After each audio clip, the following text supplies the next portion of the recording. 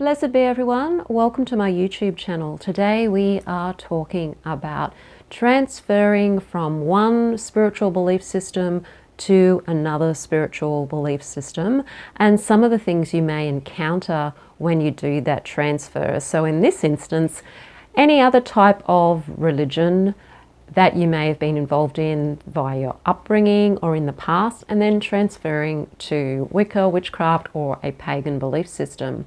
But before we dive into that, my name is Sandra. I'm the author of Crafting Your Wiccan Path. If you want to know more about Wicca and witchcraft, shadow work, tarot, magic, hit that subscribe button and the notification bell so that you don't miss any videos. If you've watched a couple of my videos now, or you often watch my videos but you haven't subscribed, then please subscribe, because it does get this channel out there and it means that you'll be able to see more of my videos when they come up. I also do lives once a week too, so if you want to get onto a live or watch a live replay, you'll be notified about that too if you subscribe and hit the bell.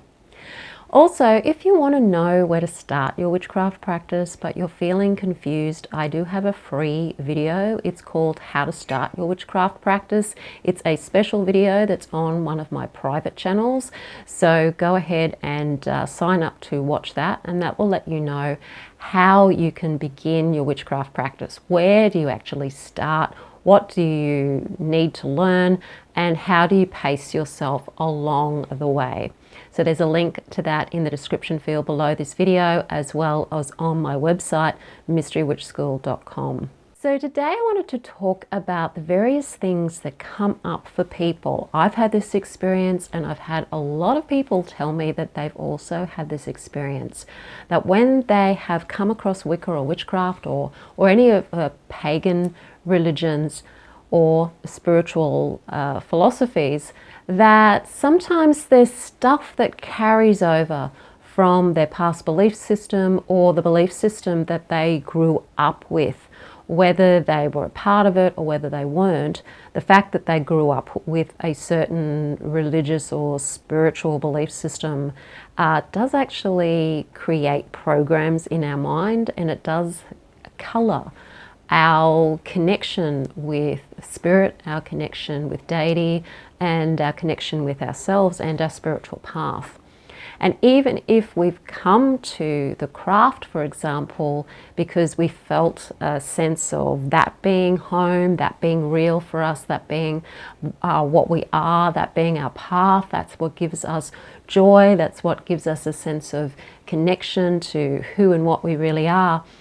If we've had any other religious background that maybe hasn't been very positive, or it's been a philosophy that's been very shaming and very guilt-oriented, or it's very limited in the way that it relates to spirit or deity, then that can kind of create problems with the new path and the new way of practicing your path. So one of the things I wanted to talk about was these past beliefs that you may have about spirit or deity. Now, you may not believe them. That's probably the reason why you've come over to paganism.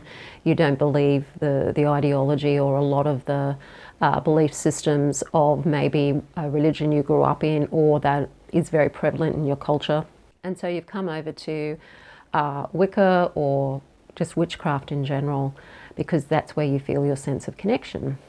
But sometimes the things that you were told about what spirituality is or what spirit is or what God is can carry over too. So don't be surprised if you find that some of the ways that you relate to pagan deities is also a little bit coloured by what you were taught in relation to the other religion that you may have been brought up in. So for example, I grew up Catholic, so that's a Christian religion, and within the Christian paradigm that I grew up in, God was portrayed as being this sort of puppeteer in the sky kind of thing, and we were really just the puppets, and we're being puppeteered by this God in the sky image. Now, I know a lot of Christians don't necessarily believe that way, but it's how it was when I grew up anyway. And there was a lot of beliefs around how this God kind of that suffering was a good thing, and that, you know, God didn't want it to be easy for you. You don't want to have it too easy. All of this shaming and guilting and all sorts of things going on. And when I came to Wicca, which was really where I came when I first started on the craft, I felt this connection to the path because, for one thing, it was a female deity was involved, and I had grown up in a very patriarchal version of Christianity, and it is pretty much a patriarchal religion. I know that they are trying to change that a little bit in some circles, but still, God was a he, and it was very, very much fire and brimstone, negative aspects of that energy. And so coming across the goddess energy was just absolutely beautiful for me, and I really felt I loved that connection to the feminine.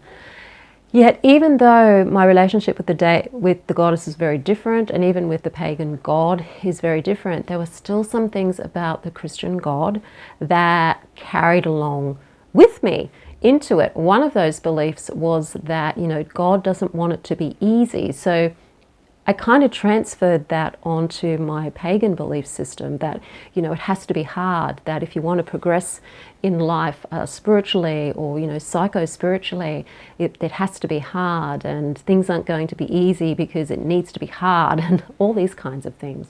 That wasn't helpful at all. So that's an example of some of the things that we can carry across.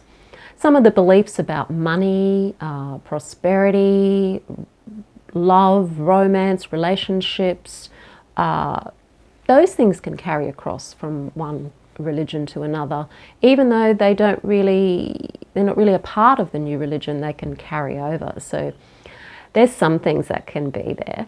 The ones that I hear really common though from people is ones where they're feeling a lot of guilt and shame around being pagan in the first place, around being witches and practicing witchcraft, for example, that it's somehow wrong. So some of the beliefs are, you know, oh, maybe I will be punished, you know, what if I'm wrong? Then there's the fear and sometimes the grief and the sadness of going against maybe your family of origin and betraying your family in some way. And even though rationally you know these beliefs aren't true, that they're not real, they still feel real, and they can still get in your way of really being able to connect to your witch path. I also had a very interesting belief that came through my upbringing, where I felt that there was something wrong or bad about me because I practiced witchcraft and Wicca. And when I went into the belief and tried to find its origins, all I could see was a particular nun that I had in primary school. So I realized that that had something to do with my belief system. And so I use emotional freedom technique or tapping to change my beliefs and go into those things. Now I'm going to do a video about this topic on my tapping channel. So that's at Sandra Inman Tapping on YouTube. It's a channel that I use especially for meditations and mindset and tapping to help you with your shadow work and help you with beliefs about things like, you know, money particularly, or love, romance, yourself, your relationship to spirit, all of those things. And I actually give you a method that you can use to help release yourself of the guilt and the shame and these beliefs. Another belief that people sometimes have when they're transferring from, say, a Christian paradigm particularly, or an Abrahamic paradigm to paganism, is that they're unworthy in some way. Because again, in some of the Abrahamic religions, there is a sense of little me and big God. And you are nothing and God is everything. And that might not carry through the whole thing of all of the beliefs in the Abrahamic religions, but in a lot of sects within those religions, that can very much be the belief.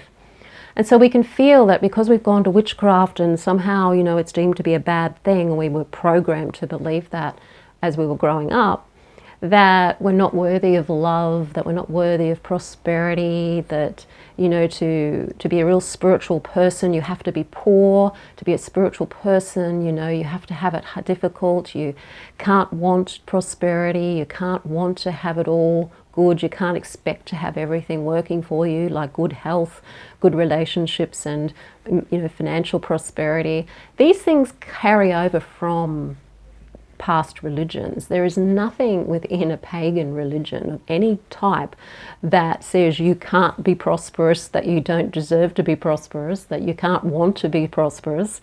The same with love, and the same with health. These beliefs carry over from these other older religions, and they become sort of fixed on top of the new religion. Now, I've heard even within Wiccan contexts that even Wicca in its more institutionalized form has taken on some of these sort of Christian beliefs, or even the sort of more New Age Eastern beliefs that are sort of distortions on the Eastern traditions. And so you're dealing then with a version of Wicca where it's kind of anti-materialistic. You know, you're not allowed to do magic unless it's really, really necessary. And you can't want to be, well, you know, prosperous. You can't do spells for more money and all these sorts of nonsense things, which has nothing to do at all with paganism. And the only place that they could have come from would be from the New Age paradigm of the Eastern beliefs that you need to be poor to be spiritual, or from some of the guilt-based beliefs of the older Western religions. Other beliefs can be, you know, the fear that, you know, others are going to judge you for being a witch. And that's true. People probably will. There will be people who will judge you for being a witch because they know nothing about the craft, and they just know what they've heard through the churches, through maybe the religion they grew up in, or the religion they're in, and also all of the historic aspects of witchcraft. So you will still find people that will judge you based on that, and that is something that a lot of us do get concerned about.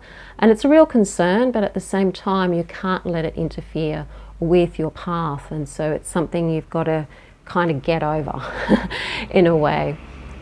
Some people come across feeling that there's something about what they're doing that isn't serious, that somehow it's not a serious religion, or that it's not a spiritual path at all, that it can't be a spiritual path. And again, this could be a reaction to the old religious teachings and the way that you've grown up, that, you know, the only way you can be serious about a religion, or the only religions that are serious, are the ones that have been established as institutions for quite a few hundred years, or that they have this authority God, and that because we work with our deities, and also because our deities existed also in times past in cultures, that there's something not serious about us, and there's something not serious about what we do. So if you have any of these beliefs, just be aware that you're not alone with them, and that you can release them and remove them. Another one is that who am I to think that I could create my life and be able to create my own reality? You know, who do I think I am that I have the ability to be able to do that? Now, this is a very Abrahamic concept, that you have no control over what happens to you, that this God in the sky is the one that's totally in control, and that it doesn't matter how much magic you do or manifestation that you do, it's not up to you. You shouldn't be doing magic in the first place. You shouldn't be doing manifestation.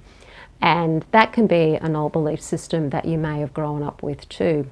So if you do have any of those kinds of beliefs, like I'll be punished, or what if I'm wrong, I'm betraying my family, I'm feeling I'm worthy of love, prosperity, healing, others are going to judge me, I'm a bad person, this is not a serious path, who do I think I am to think that I could co-create with the universe, then you're not alone, and I will invite you to come across to my tapping channel and do some tapping with me so that you can start to release some of these beliefs. Now, if you do want to learn Wicca and witchcraft with me, I do have a 12-month course.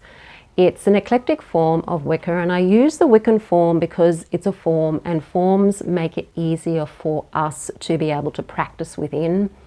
You'll learn to set up a circle, learn to work with the tools, learn to do energy work, concentration exercises so that you can really focus when you are doing magic, learn what you need to know to do successful magic, and also, more than anything, to connect to your spiritual path, to feel a sense of daily connection to who you are and your Wiccan path. So you're bringing the spiritual practices into your life on a daily basis so that you're living your life as spirit, simply manifesting and experiencing as a human being, rather than a human being feeling like you're lost in the wilderness because you're feeling disconnected from your inner witch, from your spiritual source. And what happens when you reconnect with yourself again and you start walking your path on a daily basis and connecting to your spiritual path and practices on a daily basis is that you start tapping into your potential. You start tapping into more confidence with who you are so that you can then do the things you want to do, be a source of love and joy in the world, help other people, feel like you're really on purpose and doing something that you really love to do. It filters out into your life in so many positive ways. And at this time that we're all in, where it's just full of a lot of craziness and violence and hatred and the whole separation, everybody going into their little boxes and locking their little boxes. No one else is allowed into that box, can't get out of that box. It's a really crazy time. And so really getting in touch with your path and walking your path on a daily basis is so necessary right now. So I really encourage you to really seriously think about studying your path and learning how to walk it on a daily basis. So that's the Mystery Witch School Academy. There's a link in the description field below this video for how you can enroll and join that. And you can also access that on my courses tab on my website, mysterywitchschool.com. So if you like the video, hit the like button, share it with your friends, don't forget to subscribe. I am Sandra, and I'll see you on the next video.